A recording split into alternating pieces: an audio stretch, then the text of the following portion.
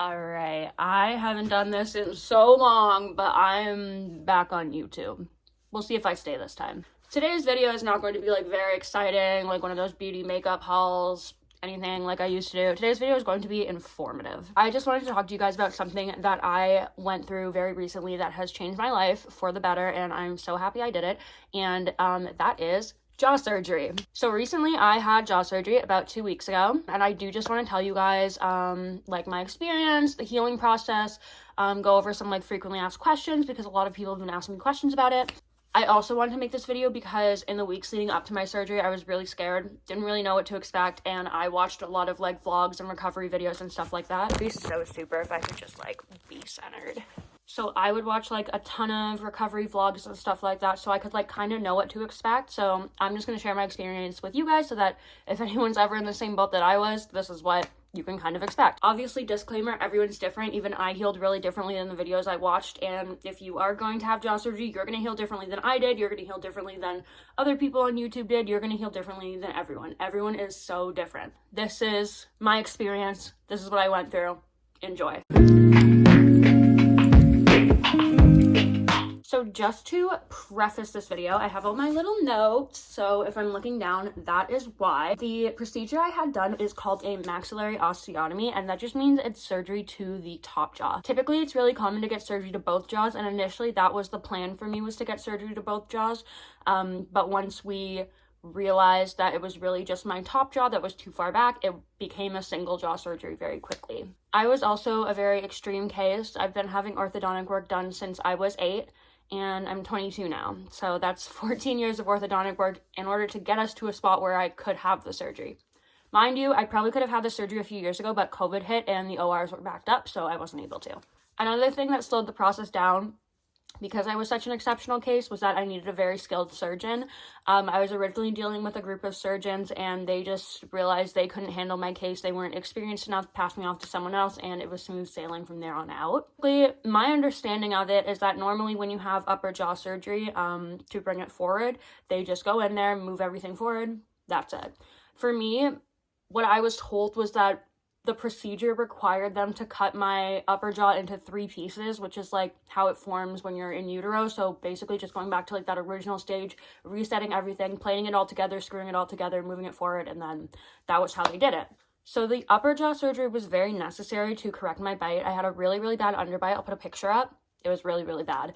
And it was probably my biggest insecurity. So the opportunity to get this surgery was like just life-changing for me. That is not to say I didn't do anything to my lower jaw. I actually got a genioplasty, which is like a chin job, I guess. So for my chin, they just took like some soft tissue out to make my chin a little softer. And that wasn't like necessary to fix my bite or anything, but it was necessary in the sense that like aesthetically it looked better. It was kind of one of those things where like they were in there anyway. So I was like, can you just do this too? And they were like, say no more. Before I continue on this video, I'm going to show you guys a before and an after so that you can see what the big difference was. So the day of my surgery was at 11 a.m. I had to be there at 9 a.m. You have to be there super early. Prior to this day, I had a couple pre-op appointments. So I had to go in and meet with the anesthesiologist. I met with the nurse who took my vitals, my blood, all that stuff. We discussed allergies. We discussed medication. It's all really important stuff that they need to know before you go under so that they can make sure you're okay. So the day of, we checked in. We got admitted. We got a bed. I got to change into some sick scrubs. My nerves started when this nurse came around.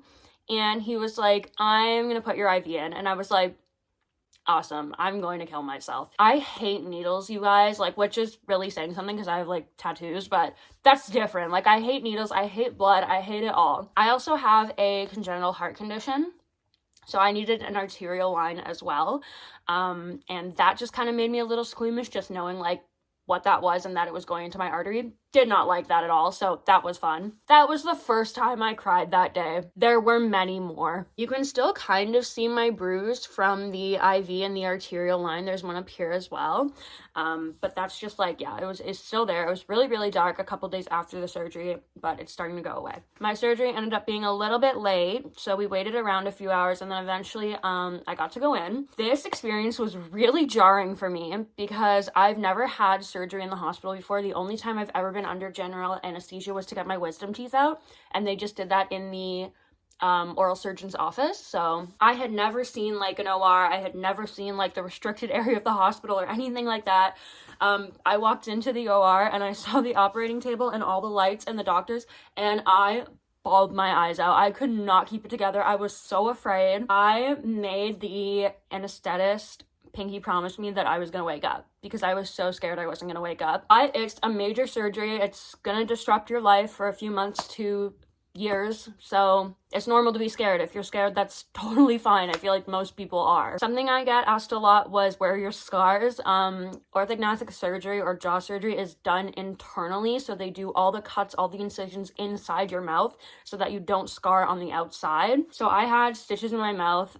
They're just now starting to go away. I feel like within the next week maybe they'll be gone. They dissolve themselves, so you don't have to get them taken out. Waking up probably would have gone really smoothly for me, but just my luck.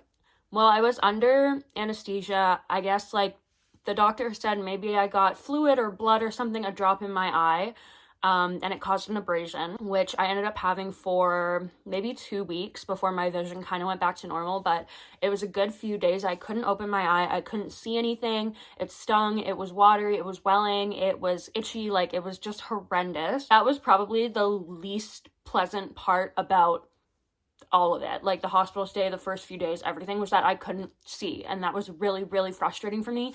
I couldn't watch TV. I couldn't read books. I couldn't do anything. I couldn't even go on TikTok. I couldn't open my eye. It was so upsetting. Obviously, it's a lot better now. I had to go to an eye specialist just to make sure everything was okay, but luckily everything turned out fine. I was pretty puffy the first day, the first whole week actually. The swelling probably got to its worst around day 3, 4, 5. The first day, I was actually really surprised because I wasn't swollen and I thought I would be. And then a couple days after, it caught up to me and I was like, there it is. It is very common to swell for like up to a year. Obviously not as much as when you come out of the surgery. I'd say about maybe like 70-80% of my swelling has gone down right now. I still feel it in my nose, and I still see it around my jaw as well. Also, after the first few days, I bruised really bad under my neck. A lot of people get bruising all the way down their neck, down their chest, all that stuff. I got really lucky. It was only just right under my ears and my jawbone. So yeah, the first week, like, I went home the next day. I only spent 1 night in the hospital. They told me it would be like up to 3 nights, and when I was watching people on YouTube, they were staying like 2-3 nights, so I really didn't want to have to do that. So when they discharged me, I was actually really surprised. So I stayed the night, went home the next day. That whole week, I was so exhausted. I just laid in bed. I slept. I was on a cocktail of painkillers. I was on penicillin for like an antibiotic. I was on so many things, and I couldn't even keep my head up. I couldn't keep my eyes open. It was hell. Additionally, not only do the medications make you tired, but the diet is really bad. It is a strictly liquid diet for the first bit.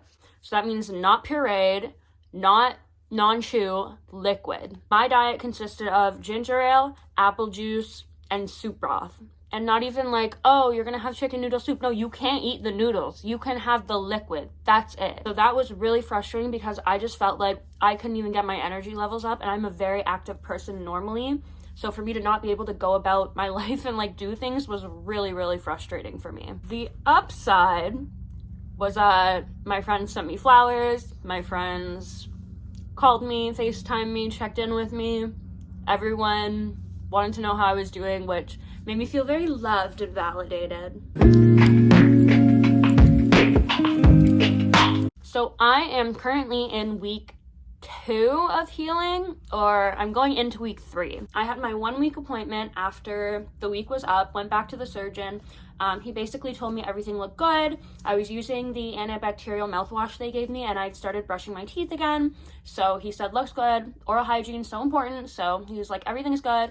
Gave me a new diet sheet, gave me some elastics. At this point, after a week, I was able to eat pureed food, which meant I could have mashed potatoes, applesauce, pudding, all that good stuff. Still kind of frustrating because I still wasn't getting all the nutrients that I usually do get, and I still didn't have the energy levels that I usually do have.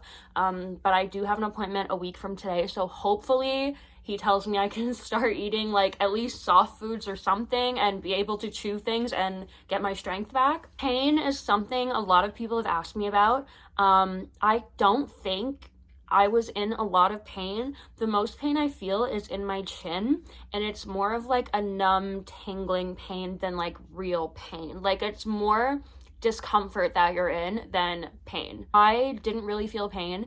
I'm actually still numb, so there's actually a lot I still don't feel. And you have to remember when you have the surgery that there is a risk that you are going to lose feeling to your face. I don't think I lost that much. I think I'm just still recovering, but I can't feel the roof of my mouth. I can't feel this half of my chin.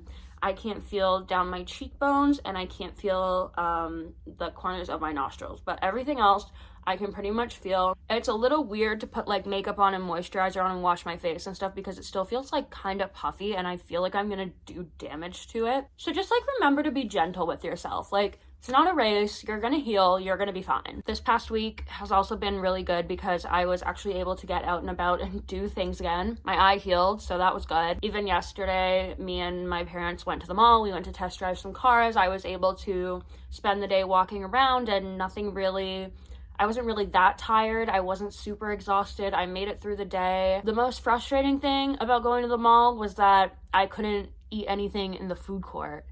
I had to like have a smoothie.